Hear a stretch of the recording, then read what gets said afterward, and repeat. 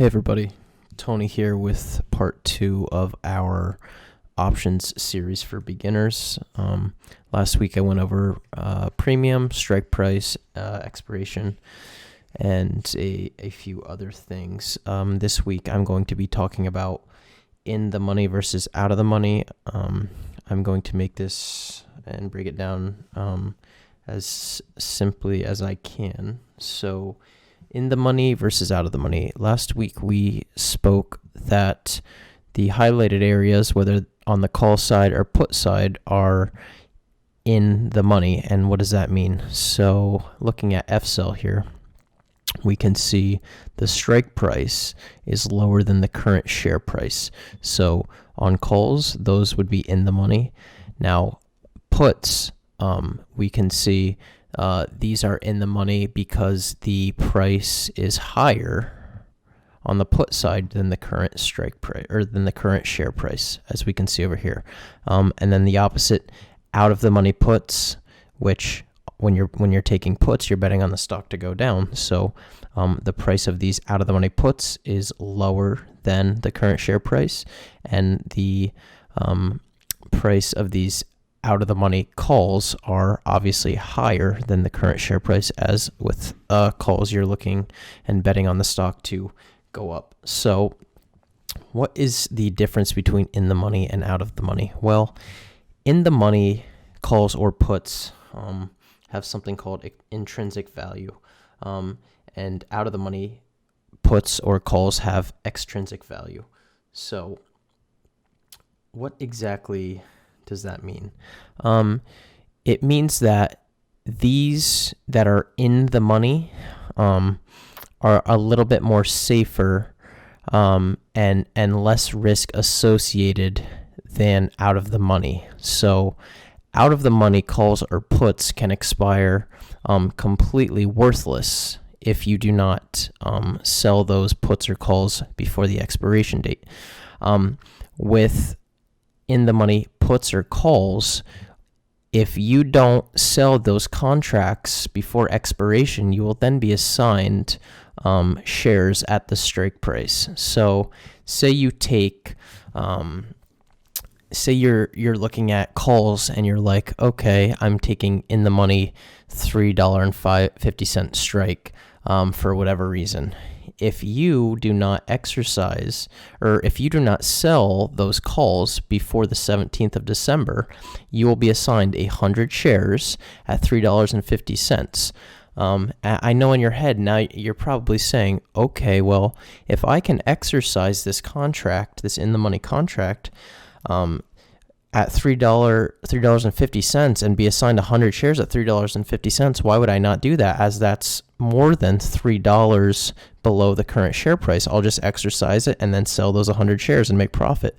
Well, the problem lies in the premium you would pay for that. So the higher in the money you go, or lower in the money you go on calls, the higher the premium. So to buy this in the money call, it would cost you $350. So you have to pay that $350 premium. Does that make sense? So you're paying $350. If you would sell those 100 shares then at your $3.50 average, you would make only $343, as that would be your profit at the current share price. So you would actually lose $7. I see people be like, oh, well, if I can exercise these in the money contracts for so cheap and then just flip them and turn around and sell them for profit, why would I not do that? Well, the reason that's not a thing and everyone's not rich from doing that is because these premiums you pay will outweigh your profit unless you buy, you purchase one of these in the money calls and the premium increases, and then that's when people will exercise those in the money calls and then sell those shares for a profit. So say we purchase the $6 in the money calls at $100 per contract. Say that premium then the premium for this contract then goes to $1.20. Okay.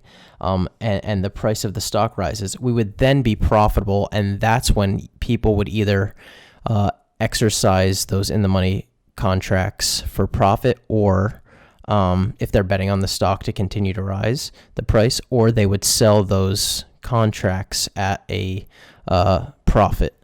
So, and the inverse on the put side as well. So when looking for in the money versus out of the money, in the money are a lot safer, as they are exercisable for 100 shares at the strike price.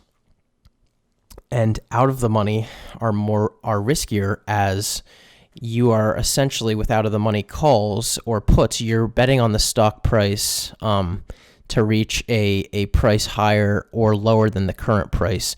So whether that's calls, if you take the $7.50 calls, you're essentially betting that the price of the current stock, which is $6.93, moves towards that $7.50 range, and the price of your contract would increase. So, and the same with puts. If you take the $6.50 put, you're essentially betting the out of the money put. You're essentially betting that the price of the current stock works its way down towards $6.50, so the price of your contract increases. Now, if you take out of the money calls or out of the money puts, and they end up being in the money, those are then exercisable. So, say you take the $7.50 out of the money calls. If FSEL reaches $7.50, you can then exercise that for 100 shares at the strike. So that's the difference between in the money and out of the money. In the money are safer, but less percent return. Out of the money are riskier, but have they yield a higher percentage profit, just because they're much cheaper, as you can see, compared to the premiums on in the money calls or puts. Guys, I hope that clarified in the money versus out of the money, how to select, how to pick and choose when looking at calls or puts. Personally, I've been playing a lot of out of the money calls or puts. So that's just me personally. I know some people play in the money. You're not going to yield as much return, but they're much safer. So just wanted to break that down for you. That is part 2 of the options lesson for beginners, and I hope you guys enjoyed it. Thanks.